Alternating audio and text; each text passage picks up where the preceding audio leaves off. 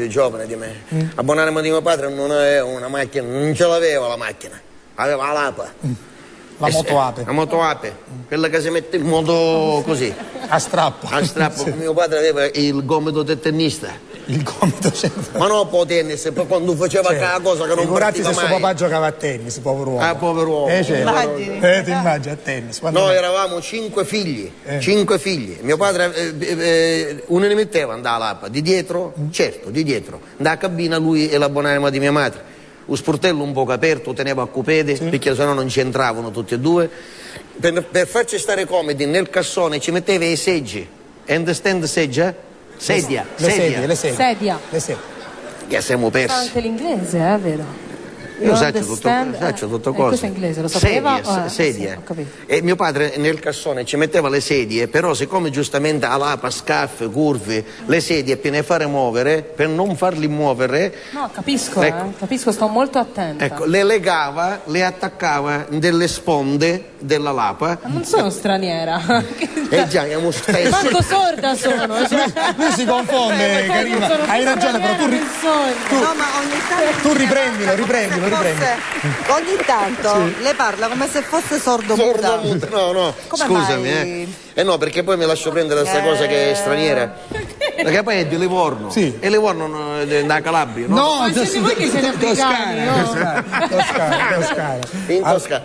E allora attaccava questi seggi, 6 ce ne metteva, 6, 3 da un lato e 3 dall'altro lato, per farci viaggiare sicuri e comodi. E quindi le legava. Ma lui non pensava, i seggi legava, ma noi altre no.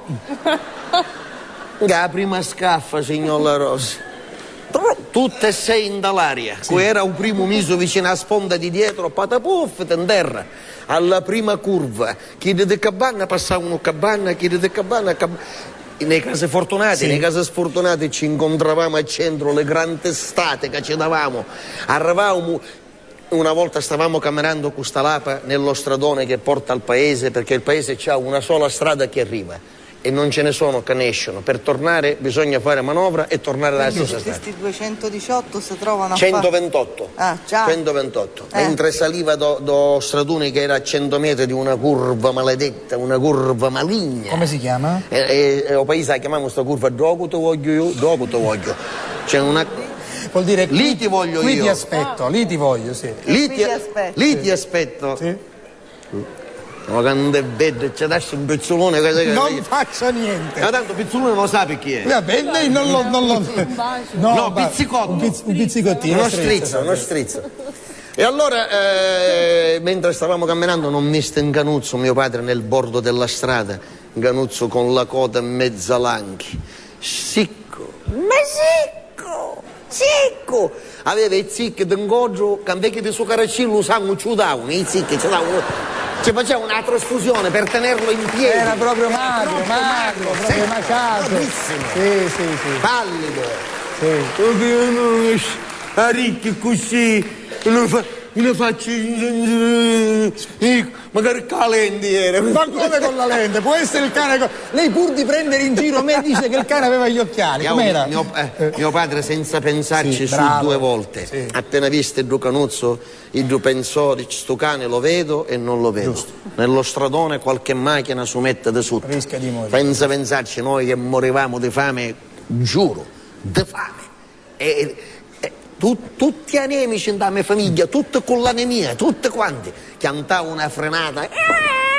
Mia madre assettate, tutte e 6, un mussundo paracabina, tutti i denti, le labbra tante. Mio padre pigliava un Canuzzo, chino di zicchi e nubiavo da rete. Quel cane, come lo portavamo a casa, la gioia, perché lo capiva, perché gli animali capiscono, che ci avevamo salvato la vita, felice, ma cara ricchi si c'è tesoro, cominciava a ridere la coda che ci faceva così, la felicità. Dov'è? Sambuccia.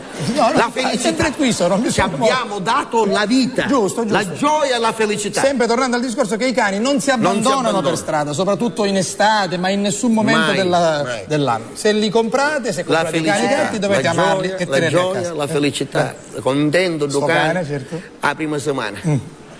Perché? Dopo una settimana, signor La Rosa, solo acqua mangiavo per una settimana. C'è fu un nonno che mi tagliava a me così e che la testa mi faceva così. Che voleva dire? Voleva essere portato in due strature un'altra volta. Perché se la passava meglio, se la passava. Vabbè, lasciamo perdere.